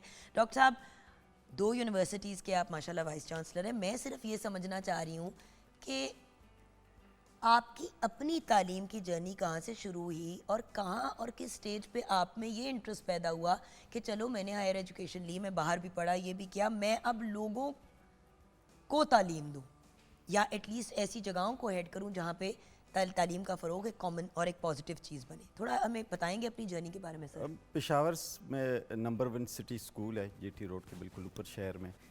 उधर से मैट्रिक की, एडवर्ड्स कॉलेज पेशावर से एफएससी किया, एग्रीकल्चर यूनिवर्सिटी पेशावर से इकनॉमिक्स पढ़ी, और फिर यूनिवर्सिटी ऑफ गल्फ़ कनाडा से मैंने पीएचडी की इकनॉमिक्स एंड बिज़नेस में। उधर ही सर्व किया कुछ अरसा, Ontario ministry of food and agriculture में। फिर वापस यूनाइटेड अरब एमिरेट यूनिवर्सिटी में सर्व किया कुछ सर, अरसा। लेकिन पढ़ाने का इंटरेस्ट कैसे अब मैं पैदा आपको हुआ? बताता हूँ। तो इस दौरान एक पैच ऐसा आया था कि, और ये मैं अपने बच्चों को भी खुल के कहता हूँ, कि मैं 100 रुपये दिन पे काम करता था एज ए DPL लेबर, वो जो डेली पेड लेबर जिसको हम कहते हैं। तो मैं जब काम करता था तो मुझे 100 रुपये मिलते थे, और अगर मैं काम नहीं करता था तो मुझे नहीं मिलते थे। उस दौरान वो मैं कर रहा था वो काम पाकिस्तान एग्रीकल्चर रिसर्च काउंसिल के साथ, और उस दौरान मुझे तकरीबन 2 साल मैंने वो की वो काम, और मैंने तकरीबन कोई 10 के करीब रिसर्च आर्टिकल्स लिखे और वो पब्लिश हो गए। फ्राम देयर, चूँकि मेरा रिसर्च का इंटरेस्ट था, तो उधर से फिर लेक्चरर की पोजीशन आई। उन 10 आर्टिकल्स ने मुझे मेरिट में टॉप पे रखा। उन रिसर्च आर्टिकल्स ने मुझे सिखाया। उन रिसर्च आर्टिकल्स की वजह से बाकी के जो एप्लीकेंट्स थे वो मैं आगे गया, और वो क्या था, 100 रुपये दिन पे मैं काम करता था, लेकिन उन 10 आर्टिकल्स ने मेरी पूरी करियर बना ली। उस वक्त तो मेरी सोच थी कि 100 रुपये कुछ भी नहीं है, जेब खर्च भी इतना नहीं होता था, लेकिन दैट्स हाउ फिर मैं यूनिवर्सिटी में जब लेक्चरर की पोजीशन आया, कंप्यूटर अल्लाह का करम था, वो सिलेक्शन हो गई, and from there onward the journey is on. Sir वही वाली बात है ना, मैं एक बात ज़रूर कहती हूँ, हम लोग जब एक सर्टन पॉइंट पे पहुँचते हैं ना, अपने बच्चों को वो जो कहते हैं ना रगड़ा नहीं हम देते। हम लोगों ने रगड़ा खाया हुआ है। आपने लेबरर के तौर पे काम किए, मैंने यूनिवर्सिटी के बाथरूम साफ़ किए हुए, और आपको पता है कि बाहर के मुल्क में जब यूनिवर्सिटी के डॉर्म्स की आप सफाई करते हैं तो वहाँ पे तो लोग ड्रिंकिंग भी करते हैं, 100 चीज़ें करते हैं। हाँ, तो ड्रिंक करके जब वो वॉमिट वाले थैले उठाते थे और करते थे, तो लिटरली मेरी आंखों में आंसू होते थे, और मैं कहती थी मैंने तो घर में कभी अपने तकिए को गिलाफ में नहीं डाला था, मुझे आता ही नहीं था। कनाडा आई थी तो मेरी रूममेट ने मुझे सिखाया था, कैथरीन ने काई ने, कि भाई बिस्तरा ऐसे बनाते हैं, डूवे को इस तरह डालते हैं, मतलब डूवे कवर के अंदर डूवे कैसे डालते हैं। बिल्कुल। और मैं सोचती हूँ उस वक्त मैं बड़ा रोती थी, मैं बार बार ना आप पर देख के कहती थी अल्लाह मियाँ ये क्या है। मैं इसलिए आई थी यहाँ पे ताकि मैं गोरों के लिए पोछे सफाइयाँ करूँ, और आज अल्हम्दुलिल्लाह अगर हमारे स्टेट चैनल पे इतना अरसा हो गया मुझे काम करते हुए, तो आई थिंक उसका एक बड़ा इम्पॉर्टेंट एस्पेक्ट ये है कि हमने टफ टाइम देखा। हम बच्चों को बहुत ज़्यादा ना आजकल कॉटन वूल में रैप कर रहे हैं, उनसे दुनिया की बेसिक चीज़ें नहीं आजकल हैंडल हो रही। नहीं, असल हमारे यंगर रियलिटी यही है। देखें, रियलिटी यही है कि if you go through a tough time you appreciate those people जो कि उस टफ टाइम से गुजरते हैं, और वही लोग फिर बनते हैं। लेकिन एक चीज़ हमें भी नहीं भूलनी चाहिए कि अगर इस टफ टाइम से हम गुजरें तो दूसरों की ज़िंदगी कैसे आसान कर दें। ठीक है, अब ये है कि मैंने वो वक्त देखा था, तो जब मैं यूनिवर्सिटी का वाइस चांसलर बना अब्दुल वली खान यूनिवर्सिटी में पहली दफ़ा, तो हमने एक पॉलिसी लॉन्च की, EDI, equity diversity and inclusiveness. Amazing. हाँ, तो उधर हमने आर्फन से कोई फ़ीस नहीं लेते थे, ये यतीम होते थे उनसे बस उससे कोई फ़ीस नहीं, वो सिर्फ हमें बता दें कि मैं यतीम हूँ, दैट्स इट। तो वो एक बड़ी इस तरह स्पेशल चिल्ड्रन से हम नहीं लेते थे, और जो माइनॉरिटीज़ से होते थे उनसे नहीं लेते थे। अब उसके पीछे ये था कि इस यानी कि अगर आप देखें पाकिस्तान में वार ऑन टेररिज्म और पिछले 30-40 सालों से जो हो रहा है, बहुत से यतीमाएँ, अब अगर उनको हमने एक्सेस देना है तो वो तो कभी भी पे नहीं कर सकेंगे। तो that policy actually help them. और ये अगर मैं उस टफ टाइम से ना गुजरता तो शायद ये मेरी सोच में ये बात शायद ही आती कि और मैं। सर वही तो बात है, इंसान में एक लिहाज आ जाता है। हाँ, एग्जैक्टली। अब जैसे जब यहाँ पे मैं भी जब भी आ रही थी पहले, यहाँ पे रोज़ी काम किया करती थी, वो क्लीनिंग की हेड होती थी यहाँ पे, जब भी मिलती, सलाम अलैकुम रोज़ी जी क्या हाल है। अब उनके अगर कोई भी उनका जानने वाला मिलता है, हमेशा जाके पूछती हूँ रोज़ी जी कैसी है। देखिए, कदर आपने हर इंसान की करनी है, सिर्फ चढ़ते सूरज को आपने सलाम नहीं करना। और बात बड़ी सिंपल है, जान आपने अल्लाह ताला को देनी है। हाँ, सो आपने अपने अमाल उसी हिसाब से पॉजिटिव रखने। And my point is very simple, लोगों के लिए आसानियाँ पैदा करें, अगर कोई अच्छा काम करे उनको ज़रूर रिवॉर्ड करें, कॉम्पनसेट भी करें। लेकिन अब अगर हायर एजुकेशन की तरफ सर वापस आएँ तो मैं एक सवाल ज़रूर करना चाहूँगी, क्या हायर एजुकेशन आपको बेसिकली डिग्री देती है और आपके पैसे और ये मामला ठीक करती है? नहीं, ऐसे देखें, और क्या बेनिफिट्स हैं हायर एजुकेशन के? जो मेरे नज़दीक जो सबसे बड़ा बेनिफिट है वो ये है कि हायर एजुकेशन आपको अपने आप को समझने का मौका देती है। You understand yourself, you understand your society, and once you understand your society then you are able to work for it. देखें, ये शो अभी लाइव है, सडनली ये ऑफलाइन चला जाता है तो क्या होगा? सबसे पहले हम उस बंदे को ढूंढेंगे कि ये शो को ऑनलाइन करो, टेक्निकल पर्सन, वो एजुकेटेड होगा, वो स्किल्ड होगा, ठीक है। तो उस बंदे ने फिर हमें लाइव लाना है शो पे। अब ये अगर हायर एजुकेशन ना होती तो ये बंदा हमें कैसे लाता? ऑल्सो सर जिंदगी जीने का शऊर आता है इंसान। तो वही मैं कह रहा हूँ कि अगर आपकी सोसाइटी के जितने इल्ज़ हैं और जितनी अच्छी चीज़ें हैं, वो उसको समझने के लिए तो आपके पास पहले तालीम होनी चाहिए। बिल्कुल सही। और फिर उसका जब आप हल देते हैं तो फिर आपको तालीम चाहिए। अगर आपके पास तालीम ना हो तो वो टेक्नोलॉजी आप कैसे डेवलप करेंगे उस मसले को हल करने के लिए? तो ये तो हो ही नहीं सकता कि हायर एजुकेशन पे आप इन्वेस्ट ना करें और आप आगे चले जाएं। सबसे पहले आपने इस सेक्टर पे इन्वेस्ट करना है, लोगों पे इन्वेस्ट करना है, चाहे वो हेल्थ हो चाहे वो एजुकेशन हो। दीज आर द टू की एस्पेक्ट्स। और सॉरी, मैं एक बात और कह देता हूँ कि हम 20वीं सदी को हमने जो ह्यूमन कैपिटल है उसकी सदी करार दिया था कि भाई ये आप लोगों पे इन्वेस्ट करें तो आपका मुल्क, आपकी इकानमी आगे जाएगी। अगर आप लोगों पे इन्वेस्ट नहीं करेंगे तो आप आगे नहीं जा सकते। This is how the. बिल्कुल सही सर। और आज क्योंकि वक्त हमारा ख़त्म हो गया और अभी मैंने आपसे डिस्कस भी करना था टॉप 300, तो इंशाल्लाह अगर आपके पास वक्त हुआ तो हम आपको फिर से तकलीफ़ देंगे रमज़ान मुबारक के बाद इंशाल्लाह, जब when we come back on air. क्योंकि टॉप 300 में हम अपनी रैंकिंग कैसे ला सकते हैं और उसके पाकिस्तान को और हमारे एजुकेशन सिस्टम को और हमारे स्टूडेंट्स को क्या फ़ायदे होंगे, ये बात हमारी पेंडिंग पे रही। बिल्कुल। तो सर आपका पैगाम हमारे व्यूअर्स के लिए? पैगाम मेरे व्यूअर्स और मेरे बच्चे जो स्टूडेंट्स हैं, चाहे यूनिवर्सिटी के हैं चाहे कॉलेजेस के हैं, स्कूल्स के हैं, उनके लिए एक ही पैगाम। बेटा, पहली बात, अपने लिए एक ख्वाब चुनो जिस ख्वाब के लिए आप काम करना चाहते हैं, और उस ख्वाब के लिए फिर मेहनत करो, मेहनत करो और मेहनत करो, और इंशाल्लाह अल्लाह जो है आपको वो ख्वाब आपकी रियलाइज़ होगी, अल्लाह आपको मौका देगा। मेहनत का कोई सब्स्टिट्यूट नहीं है, आप गिरेंगे भी फिर उठ खड़े हो, फिर मेहनत करो, एंड इंशाल्लाह you will accomplish it. Ameen. Thank you so much, sir. It's a been a pleasure meeting you and it's been a pleasure getting to know you, sir. Thank you. It's a pleasure. Viewers, यहाँ पे हम break की तरफ बढ़ेंगे। Break की तरफ बढ़ने से पहले ये टीज़र ज़रूर दूंगी कि ICC चैम्पियंस ट्रॉफी 2025 मामलात कुछ डामाडोल से हैं। ब्रेक के बाद डिस्कस करेंगे।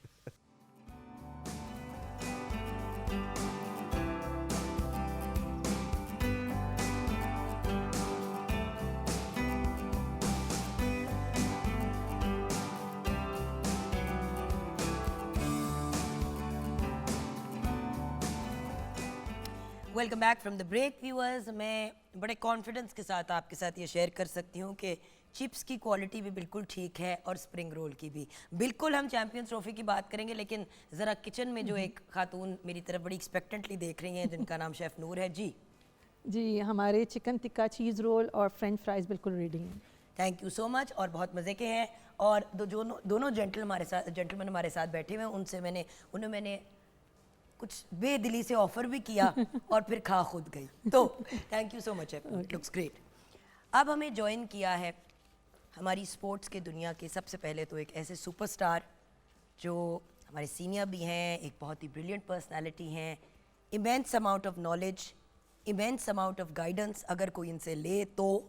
एक ऐसी पर्सनालिटी जिन्होंने पाकिस्तान क्रिकेट टीम के फेस को चेंज कर दिया था और उसे बड़ी पॉजिटिविटी की तरफ लेके गए थे when he was the manager of the Pakistan cricket team, farmer manager of Pakistan cricket team. हमारे साथ अजहर जैदी साहब है। अस्सलाम वालेकुम सर। वालेकुम अस्सलाम, बहुत शुक्रिया आपका बुलाने का। और आपके साथ हमें ज्वाइन किया है कुछ यंग ब्लड ने जो मेरी तरह शदीद ओपिनियनेटेड है और इसीलिए हमारी बनती बहुत है। एक ज़माना होता था जब मैं कहती थी आज हमारे साथ एक स्पोर्ट्स एक्सपर्ट आए हैं, और आज बड़े फ़ख्र के साथ और बड़ी खुशी से मैं अनाउंस करती हूँ कि मेरे साथ एक बहुत ही बेहतरीन anchor person, sports analyst Chaudhry Irfan Zaheer है। अस्सलाम वालेकुम इरफान। वालेकुम सलाम ji, thank you so much. Honour इफ़ी नहीं कह सकती ना? कह सकते हैं, आपकी मर्जी। मैं तो कुछ भी कर सकती मुझे हूँ। आपने जब पहले कहा तो मेरे कुछ क्लास फेलो थे कॉलेज टाइम के, वो कहते होते थे, तो मुझे वो टाइम फौरन याद आया, वो कहते थे इफ़ी। एक तो मेरे छोटे भाई हो, दूसरी बात ये है कि I have seen you come to this level, तो मुझे तो लगता है ना कि जैसे मैं अपने छोटे भाई से बात कर रही हूँ। लेकिन अब क्योंकि हम एक बड़ी सीरियस चीज़ के ऊपर डिस्कशन करने वाले हैं, ये आईसीसी चैम्पियंस ट्रॉफी 2025 के क्या मामलात हैं, इस पे तो बात करेंगे। लेकिन कल जो पाकिस्तान और इंडिया के दरमियान मैच हुआ, उसके बारे में आपका एनालिसिस क्या है सर? ऑफ कोर्स आप बड़े हैं, हम आपसे शुरू करेंगे इस गुफ्तगू को। बिस्मिल्लाहिर्रहमानिर्रहीम। देखिए, शायद कल आपका दिल ना टूटा हो, सारी दुनिया में ख़ास तौर पे पाकिस्तानियों का बहुत ज़्यादा दिल टूटा है। और बड़े अरसे से आपको पता है तमाम घर की ख़वातीन भी, ख़ास तौर पे इंडिया और पाकिस्तान का मैच होता है तो वो कहती हैं जी ना खाना चाहिए, ना कोई चीज़ देनी है, मैच देखना है। सर कल हॉर्स एंड कैटल शो की वो थी हमारी रिहर्सल थी, क्योंकि आज उसकी क्लोजिंग सेरेमोनी है।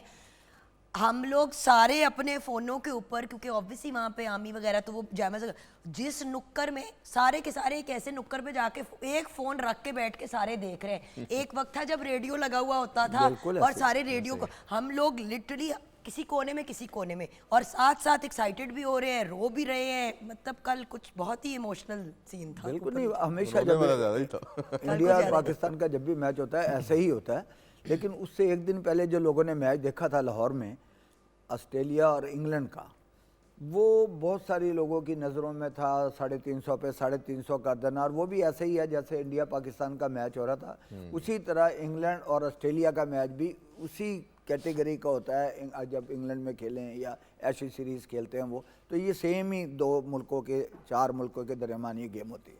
तो हर एक के जहन में था कि 300, 350, 325 भाई हो सकता है। तो जब टीम ने, आपको पता, टॉस जीत के बारी भी खुद ली, आप नहीं ये कह सकते कि जी आपके पास ये चॉइस नहीं थी। तो यहाँ मैं ज़रूर कहूँगा कि देखिए जी, मोहसिन नकवी साहब का काम था स्टेडियम बनाना, स्टेडियम बन गया, मैच शुरू हो गया, चैम्पियन ट्रॉफी यहाँ आ गई।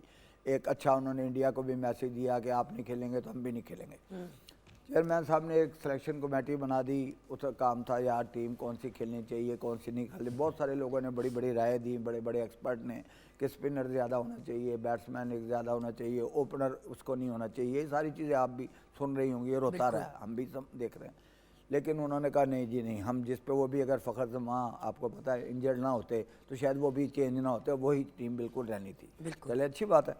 लेकिन उसके बाद जब जो भी रिज़ल्ट आए और 240 पे हम ज़बरदस्ती, मैं भी शायद 1-2 चैनल्स पे था, तो हर बंदा कह रहा था जी शायद 240 में ही आउट हो जाए, शायद क्रिकेट बाई चांस और गेम ऑफ अनसर्टनिटी है। ऐसा नहीं होता, it's a science, it's not मैं जस्ट बता रहा हूँ ना। अ और स्पोर्ट। अब वो वाली जो पहले की क्रिकेट थी ना, वो नहीं है। अब आप कैलकुलेट करते हैं बाकायदा, गेम ऑफ अनसर्टनिटी है, रहेगी, क्रिकेट बाई चांस है, रहेगी। लेकिन आपको अब इस मॉडर्न डेज की क्रिकेट में आपको देखना है कि यार आपको किस तरह 10-10 ओवर को डिवाइड करना है, किस तरह के रन्स करने हैं और कैसे मौके पे क्या चेंजिंग करनी है। तो मेरा ख्याल है कल रात को आपने अगर सुना होगा बहुत सारे एंकर्स को, जो हर बंदे की ख्वाहिश थी, हमारी भी यही थी कि यार पाकिस्तान टीम को बकअप करो, बैक करो, दुआ करो कि यार हमारी टीम जीते, और कोई भी बात ऐसी ना करो जो इस वक्त उनको डिस्टर्ब करे। लेकिन सर वही वाली बात है ना कि एक तो पाकिस्तान इंडिया के बारे में हम इमोशनल बहुत हो जाते हैं, और इरफान आपको भी पता है कि at the end of the day जब लोग क्यों किसी भी चीज़ के साथ बड़ी इमोशनल अटैचमेंट होती है तो इमोशंस भी रन है। फिर दोनों ओपनिंग मैचेस हार गए हम, ये भी तो एक प्रॉब्लम है ना। देखिए, इसको मैं इस तरह सम अप करने की कोशिश करूँगा। Unfortunately we even though, sorry यहाँ पे एक बात क्लियर ज़रूर करूँगी, इवन दो इसका ये मतलब नहीं है कि हम फजूल मीम्स बनाएं, बदतमीजियाँ करें, अपनी टीम को बुरा भला कहें। जो भी है हमारी टीम है, पाकिस्तान के रिप्रेजेंटेटिव्स हैं, उनको इज्जत देना और उनके वकार और रिस्पेक्ट को इंटैक्ट रखना हमारा फ़र्ज़ है, राइट सर? लेकिन उसके साथ साथ इश्यूज़ क्या हैं वो डिस्कस करना ज़रूरी है। जी इरफान, मैं ये बात कर रहा था कि अनफॉर्चुनेटली हम वन स्पोर्ट नेशन रह चुके हैं, दैट इज़ क्रिकेट। ये सिर्फ स्पोर्ट नहीं है, ये आपको समझने की ज़रूरत है। ये पूरी नेशन को यूनाइट करती है, प्लेयर प्रोवाइड करती है और आपकी नेशन को पूरी दुनिया में रिप्रेजेंट करती है। आप ये देखें कि आप क्रिकेट की जब बात करते हैं तो हमारा डिबैकल, मैं इसको थोड़ा सा अगर पीछे लेके जाऊं, जब हमने सरफराज को कप्तानी से उठाया था उस टाइम से स्टार्ट हुआ। मॉडर्न डे क्रिकेट की बात की जाती है, साइंटिफिक क्रिकेट की बात की जाती है, दुनिया इवॉल्व हो रही थी, 350 400 की तरफ सोच रही थी, हमने 250 की तरफ सोचना शुरू किया। जहाँ से 10 साल पहले थे अभी भी एग्जैक्टली उधर खड़े हैं। और कल का मैच अब जो बात कर रहे हैं, हमने 80s 90s की क्रिकेट खेली। प्रॉब्लम कहाँ पे आया? प्रॉब्लम 2 साल से शुरू हुआ, ख़ास तौर पे जिस पे आप कहना चाहिए कि हमने रॉक बॉटम को अब हिट कर रहे हैं। इस 2 साल में हम यूएसए से भी हारे, हम अफ़गानिस्तान से भी हारे, हम बांग्लादेश से भी अपने घर में वाइट वॉश हुए, हम आयरलैंड से भी हारे और इंडिया से भी तो 3 साल से हारे हैं।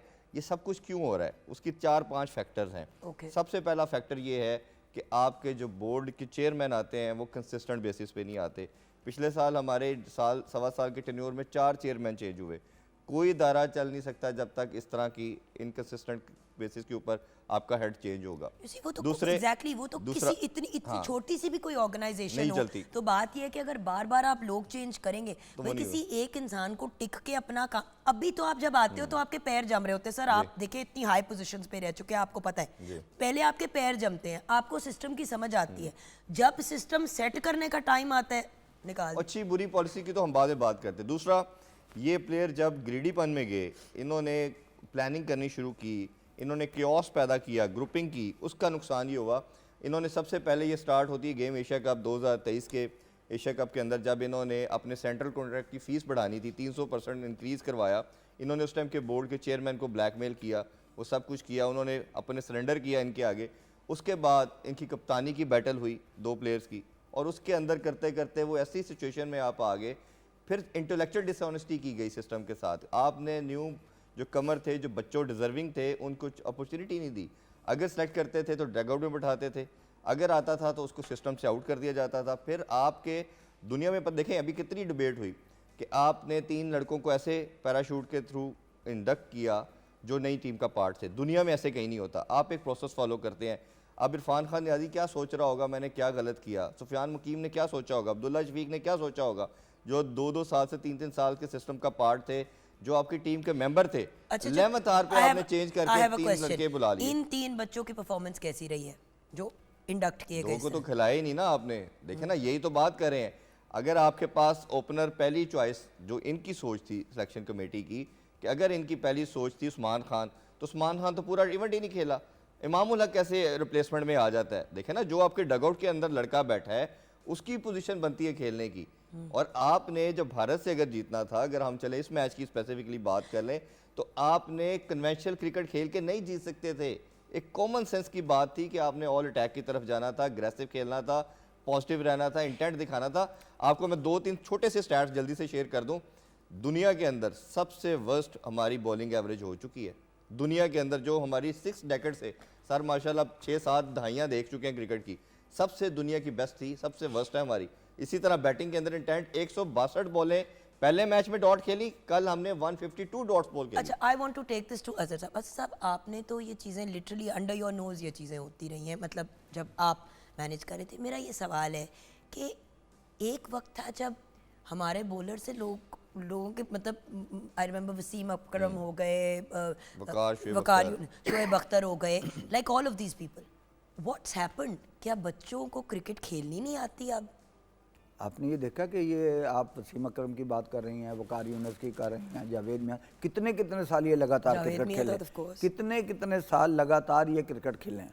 हाँ। और जो पाकिस्तान की ओपनिंग थी, आप समझ लें सईद अनवर और आमिर सोहेल की, बॉस और बॉडी लैंग्वेज अगर फर्क उससे होती थी पहले टीम आप थोड़ा की। सा सर देख वो सारे लें डोमेस्टिक खेलते थे, इनमें से तो एक डोमेस्टिक तो नहीं खेलता। तमाम लोगों को जो क्रिकेट देखते थे, चलाने वाले थे, उनको पता था कि सईद अहमद जो है वो वन डाउन आएगा, आसिफ इकबाल चौथे नंबर पे आएगा, 5वें नंबर पे मुश्ताक अहमद आएगा, लोगों को ये पता था। तो वो लोगों ने जगह वैसे नहीं बनाई थी, शाहिद अफरीदी वगैरह ने जगह वैसे ही नहीं बनाई एंड थी। यू नो आई थिंक जो प्लेयर्स हैं वो फिर अपनी तैयारी भी उस हिसाब से करते थे, क्योंकि उनसे एक एक्सपेक्टेशन थी। अगर प्लेयर को यही नहीं पता कि अगले वाले में मैं खेलूंगा भी कि नहीं, तो बंदा, और वैसे भी सर आप जानते हैं कंसिस्टेंटली जब तो बंदा खेलता है तो तब एक सर्टेन लेवल पे पहुंचता है।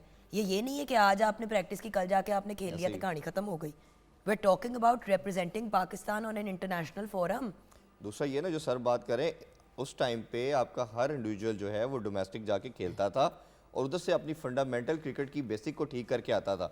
इंडियन टीम की आप मिसाल ले लें, हर प्लेयर जब टीम का इंटरनेशनल टूर नहीं होता डोमेस्टिक खेलता भी। ये इनका शहर आइस जो आप शहर आयर जो है, ये वर्ल्ड कप में खेला, अच्छी फॉर्म के साथ था, बाद में थोड़ा सा प्रॉब्लम आया, वो 1 साल डोमेस्टिक खेलता रहा। अब उसकी परफॉर्मेंस देखे, शुभमन गिल की देखे, हमारा एक लड़का भी अनफॉर्चुनेटली, एक लड़का मैं कोट कर रहा हूँ, साउथ की लेगा जो पहले खेलता रहा है, कोई डोमेस्टिक खेलने को तैयार नहीं है। तो जो आप जब बेसिक ही नहीं खेलेंगे तो कैसे आके आप इंटरनेशनल में आप परफॉर्म कर पाएंगे? अच्छा, but I want to go to 19 फरवरी।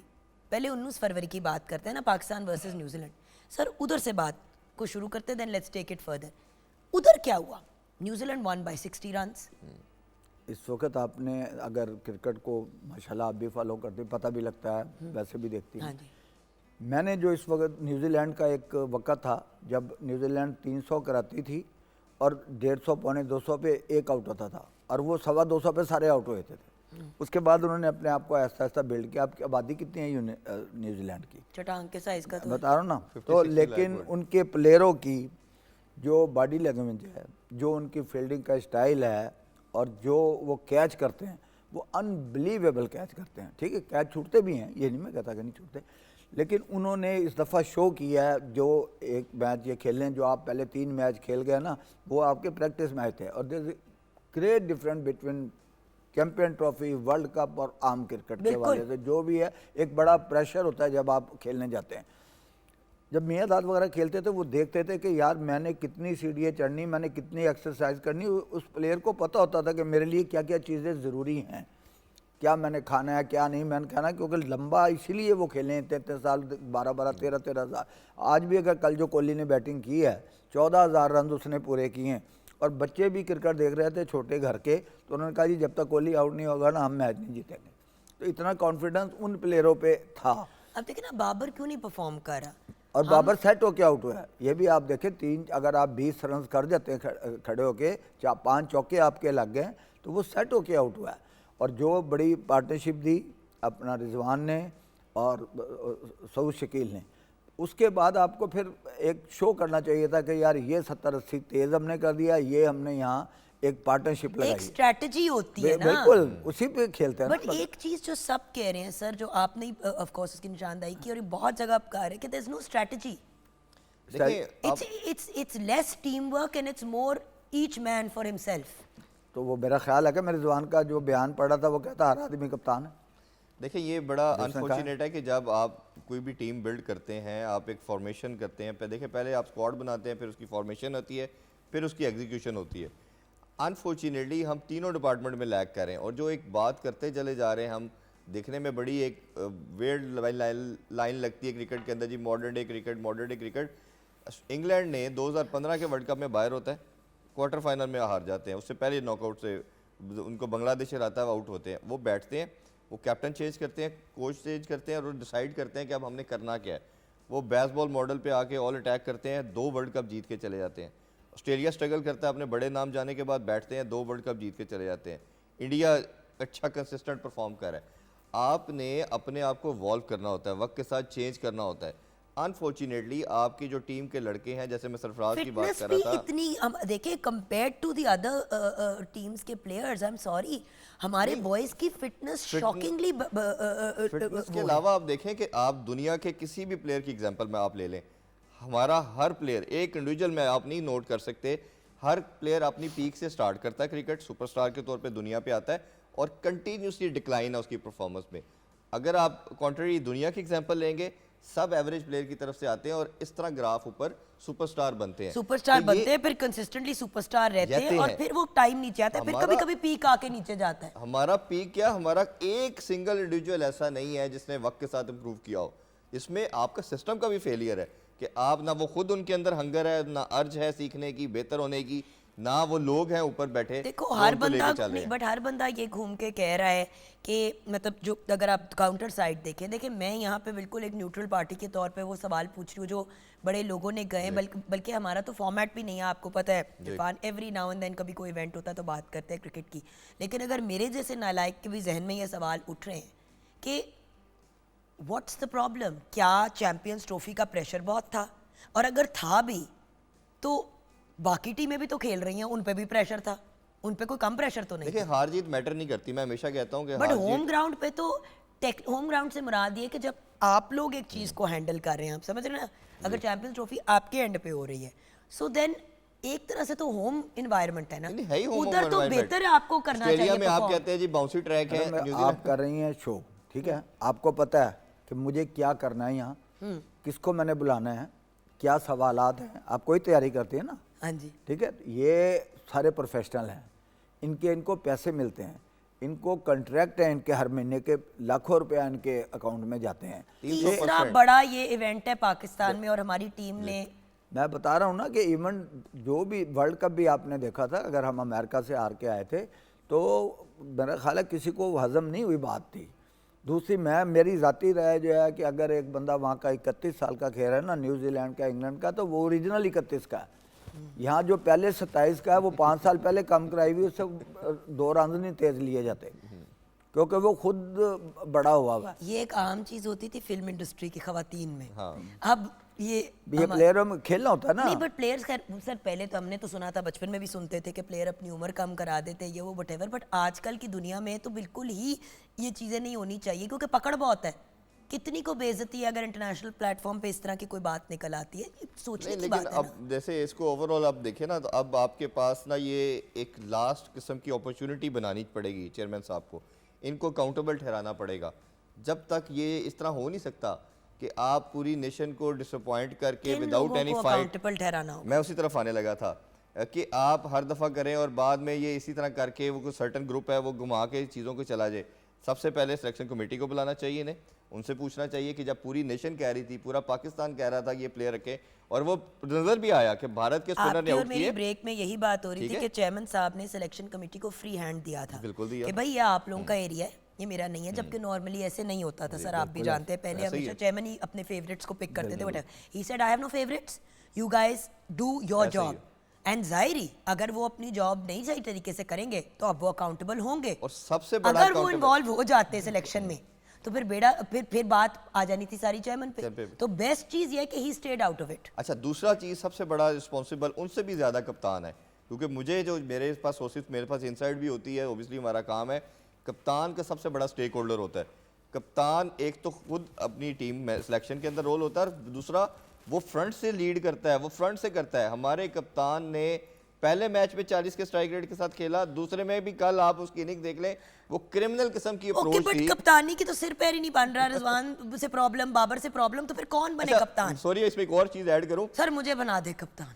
अच्छा, एक होता है कि आप as ambassador, as a player होते हैं, और जब कप्तान होते हैं तो आपका डबल रोल होता है। आप बात कर रहे हैं, कम्युनिकेशन कर रहे हैं, इंटरनेशनल मीडिया सुन रहा है, आप बुरी परफॉर्मेंस के साथ इंशाल्लाह लगा रहे हैं, बुरी परफॉर्मेंस के साथ माशाल्लाह लगा रहे हैं, आप एटलीस्ट उर्दू बोल लें। अगर आपको अपने अल्फाज के चुनाव का ही नहीं पता, आपको यही नहीं पता आप क्या बात करनी है, अगर आप हमारा आई एम श्योर आपके प्रोग्राम का टाइम शॉर्ट होगा, अगर आप प्रेस कॉन्फ्रेंस करके सुन लेना, आप कोहली को प्रेस कर रहे हैं, आप दूसरी चीज़ों को प्रेस कर रहे हैं, और जब आपसे क्वेश्चन हो रहे हैं कि आपने स्पिनर क्यों नहीं रखा, दूसरा नहीं किया, तो आप डिफेंड कर रहे हैं उसको भी। मैं अजहर साहब की तरफ आना चाहूँगी। सर आप जब तक आपने चीज़ों को देखा, आपने बड़ी ग्रूमिंग के ऊपर काम किया इन बच्चों की। आपने सिर्फ ये नहीं किया कि भाई खेलो वटेवर, आपने उनकी ग्रूमिंग की कि किस तरह अपने आप को प्रेजेंट करना है, प्लेयर्स की ग्रूमिंग क्यों नहीं की जा रही? देखिए ये भी तो एक हिस्सा है। आजकल मेरे पास कबड्डी वाले प्लेयर्स आते हैं, माशाल्लाह माशाल्लाह, अल्लाह उनको ज़िंदगी दे, सेहत दे, इतने, ठीक है अंग्रेजी नहीं बोल सकते, लेकिन इतने प्रॉपर, क्योंकि उन्होंने कोट पहना हुआ है अपने मुल्क का, एक ऑनर है। यस, तो वो जिस तरीके से वो बच्चे अपने आप को रिप्रेजेंट करते हैं, टेनिस वाले बच्चे आते हैं, बैडमिंटन के आते हैं, रेसलिंग के आते हैं, हमारी क्रिकेट टीम की ग्रूमिंग क्यों नहीं की जा रही कि अपने आप को, आपने हार भी जाओ तो अपने आप को प्रेजेंट करने का तरीका तो है सर। इंग्लिश बोलना कोई प्रॉब्लम नहीं है। चाइना के वज़ीर आज़म आते हैं और मुल्कों के, वो अपनी ज़ुबान में तकरीर करते हैं, बिल्कुल। कोई किसी को प्रॉब्लम नहीं होती। हमारे यहाँ ये ज़्यादा कि जी उसको अंग्रेजी नहीं बोले, भाई आप 100 करें, आपको जवाब दे, क्या मसला है? हर बंदा आपके साथ फ़ोटो खिंचाएगा, ये नहीं खिंचाएगा कि यार इसको अंग्रेजी नहीं आती इसके साथ फ़ोटो नहीं खिंचाएगा। पहले जब हम नेटों पे जाते थे ना, आप जिस मर्जी पुराने प्लेयर को बुला लें, आप उनसे पूछे कि आपका मेंटोर कौन था, तो वो बताएगा कि मल्ले का फला आदमी था और वो मेरे पीछे था और नेट पे आता था और मुझे खिलाता था और गेंदे भी खिलाता था। प्रैक्टिस भी खुद करते। जो लड़का खेलना चाहता है वो, आप उसको अगर 4 बजे नेट लगता है, आप उसको 2 बजे देख लेंगे, वो ग्राउंड के चक्कर लगा रहा होगा, वो अपनी प्रैक्टिस कर रहा होगा, वो कैच पकड़ रहा होगा, उसके अंदर एक लगन होगी कि मैं यार उस टीम में जाऊँ। अगर हमारी सिर्फ ये सोच आ जाए कि यार बस 20 के हमें सीरीज़ कैसे मिलेंगी, वहाँ से हमारा कहाँ से कॉन्ट्रैक्ट हो जाएगा, ऐड के हमने कितने पैसे कमाने, भाई आप मंथली पाकिस्तान क्रिकेट बोर्ड के ये पे रोल पे हैं सारे प्लेयर, इनको पैसे मिलते हैं, आप यहाँ काम करते हैं, आपको इसके पैसे मिलते हैं, आपने यहाँ आपका शो को दिखाना कि अच्छे से अच्छा कैसे बनाएं। मतलब शो की बर्बादी नहीं करनी किसी और मैं बता रहा हूँ ना, फनकारी के इसी तरह आप पाकिस्तान के क्रिकेटर हैं, आप सारी दुनिया के 25 करोड़ अवाम आपको देख रहे हैं, पूरा सड़कें खाली थी कल के, यार इंडिया पाकिस्तान का मैच है, और लोग फिर अफसरदा होते हैं, और अफसरदा इस बात पे नहीं होते कि यार चलें, कभी तो आप देखें कि यार आपने इतना बड़ा मार्का मार दिया है। सर लड़ के हार जाना वो इंसान को कोई अफसोस बात नहीं होता, नहीं है। लेकिन बात ये है कि जब ट्राई ना करो इंग्लैंड ना, हारी है ना, तो लोगों ने कहा क्या मैच हुआ, मतलब वो ये चैंपियन ट्रॉफी का याद रखा जाएगा मैच ये वाला, ऑस्ट्रेलिया और इंग्लैंड का। बिल्कुल, इतना बैलेंस मैच था और मजा आया देखने का। And you know you didn't know what was going to, यहाँ पे तो आई रिमेम्बर कि कल दोपहर कोई सब कह रहा था लो जी हम गए, लो जी हम गए, हर बंदा यही कह रहा था। इसमें ना ये लड़के जो है ना, these people are chosen by God, ये अल्लाह के सबसे ब्लेस्ड लोग हैं। आप ये देखें कि 25-26 करोड़ की आवाम में से 15 लड़के आते हैं और सबसे अल्लाह ताला इज्जत शोहरत सबको नवाजता है। और सेंट्रल कॉन्ट्रैक्ट की जैसे सर बात कर रहे हैं, फिर लीग का पैसा, जब आपकी प्रायोरिटीज़ डिफरेंट हो जाएंगी, आप उस सब झंडे को, उस ब्लेज़र की वैल्यू नहीं करेंगे और आप उस दूसरी तरफ जाएंगे, तो ओबियसली फिर अल्लाह ताला ज़ात भी है जो आपकी नीतों को आपको फल देती है। तो जब नीतें ठीक नहीं होगी तो प्रॉब्लम तो डेफिनेटली फिर आएगी। अल्लाह खैर करेगा, हमारी हमेशा यही दुआ और उम्मीद होती है।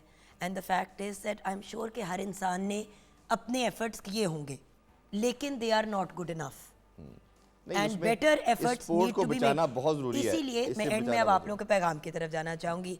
अजहर जैदी साहब, आपका क्या पैगाम है? Former manager of the Pakistan cricket team, he is been an adviser, he supported the team, even now back end पे इनकी बहुत सपोर्ट और मोहब्बत है। अजहर साहब, आपका पैगाम क्या है?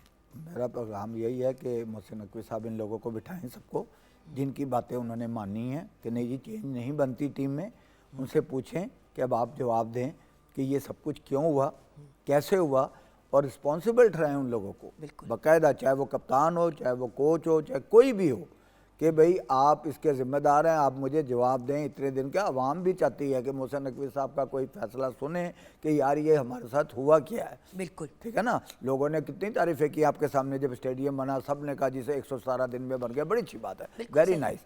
लेकिन मोहसिन नकवी साहब ने अंदर नहीं खेलना, लेकिन जिन लोगों को उन्होंने बनाया है उनको ज़रूर अकाउंटेबल करें, उनको कहें कि जवाब दें, आप पब्लिक में आएँ, प्रेस के सामने बात करें कि ये हुआ क्या। बिल्कुल सही। चौधरी इरफान ज़हीर, स्पोर्ट्स एनालिस्ट और एक बेहतरीन anchor person in his own right, आपका फाइनली मैसेज क्या है? देखिए, मैं तो इसको और लार्जर पर्सपेक्टिव में देखूंगा कि आप एज ए नेशन जुड़े, और आपकी एज ए नेशन ये एक वाइड स्पोर्ट्स थी जो पूरी नेशन को यूनाइट करती थी, पूरी नेशन को लेके चलती थी, और आप इसको सेकेंड रिलीजन के तौर पे लेते हैं। ये बड़ा ही अनफॉर्चुनेट ये चल रहा है ट्रैक, जो मैं इसको एज ए स्पोर्ट्स पर्सन देखता हूँ और इसको फॉलो कर रहा हूँ कि आप अपनी स्पोर्ट्स को लीड करते चले जा रहे हैं। आपके पहले ही बच्चे की डायरेक्शन डिफरेंट होती जा रही है। अगर खुदा न खास्ता जस्ट इमेजिन, जब आपका अवाम से कनेक्शन टूटता है ना, जब विक्ट्रीज ख़त्म होती हैं तो आपका जो बॉन्ड है अपने प्लेयर का, वो अवाम से कनेक्शन टूट जाता है। जब वो कनेक्शन ख़त्म होता है तो फिर ग्रेजुअली क्या होता है, मैं 2000 फ़ोन में मेरे मैसेजेस आए हुए हैं कल, और आई एम श्योर ये पूरा सोशल मीडिया आज भरा हुआ है कि वो अब कहते हैं हमने मैच नहीं देखना, क्रिकेट नहीं देखनी। ये वर्ल्ड कप के टाइम पे भी हुआ था, फिर थोड़ा सा प्यार करते हैं, वापस आ जाते हैं। अगर खुदा ना खास्ता ये ना हुआ तो आपकी स्पोर्ट्स ख़त्म हो जाएगी और आपका जो कनेक्शन है वो ख़त्म हो जाएगा। और इस नेशन के पास जो पहले के ऑस है आपका, पॉलिटिकल कह लें, इकोनॉमिक पॉइंट ऑफ व्यू से कहते हैं ना, कंट्री की टर्बुलेंस स्पोर्ट्स में रिफ्लेक्ट करती है। आपने इसके थ्रू एक दुनिया को भी मैसेज देना और पूरी नेशन ने यूनाइट भी होना है। तो इसको खुदारा जितने भी बड़े स्टेक होल्डर हैं, जो भी हेल्म ऑफ अफेयर में बड़े बैठे हैं, वो इसको संभालें। ये सिर्फ क्रिकेट नहीं है, इसको पूरे और वैल्यू के अंदर लेके जाए। बिल्कुल, और हमारी आवाम ने किया है बहुत सपोर्ट। आप देखें कि स्टेडियम्स भरे हुए, जिस किस्म का रिस्पांस दिया, टिकट खरीद के लोग आए, किसी it was not a favour based thing. The point is, अगर हमारी आवाम इतना सपोर्ट करती है तो जो उनको जवाब चाहिए और जो उनको अब कंक्लूजन चाहिए इस किस्म की सिचुएशन पे, वो डिज़र्व करते हैं। मैं आप लोगों के साथ 100% एग्री करती हूँ। बट व्यूअर्स, वही वाली बात है ना कि है तो खेल, और अगर हमारे प्लेयर्स ने नहीं परफॉर्म किया, they will be held accountable, सब कुछ होगा। लेकिन क्रिकेट से नफरत नहीं करनी, अपने मुल्क से नफरत नहीं करनी, क्योंकि ये हमारा पाकिस्तान है और अच्छा खेलें बुरा खेलें, वो रिप्रेजेंटेटिव्स ऑफ पाकिस्तान ही हैं। सो मेरी सिर्फ इस रिक्वेस्ट के साथ आज के शो को कंक्लूड करूँगी कि प्लीज़ ऊट पटांग मीम्स, नेगेटिव बातें, अपनी राय ज़रूर शेयर करें। इसी से एक डिबेट, कॉन्वर्सेशन शुरू होती है, चीज़ें बेहतरी की तरफ जाती है। लेकिन बदतमीज़ी, गुस्ताखी, लोगों की फैमिलीज़, लोगों के पर्सनल चीज़ों पे कमेंट करना, उसकी मैं आपसे पर्सनली रिक्वेस्ट करूँगी कि अगर हम अवॉइड करें तो शायद वो एक बेहतर चीज़ होगी। आगे सब ने अपनी कब्र में जाना है, जिन्हें जो करना है वही करें। अपना ख्याल रखिएगा, कम अज़ कम हम तीनों को अपनी दुआओं में ज़रूर याद रखिएगा। खुदा हाफ़िज़।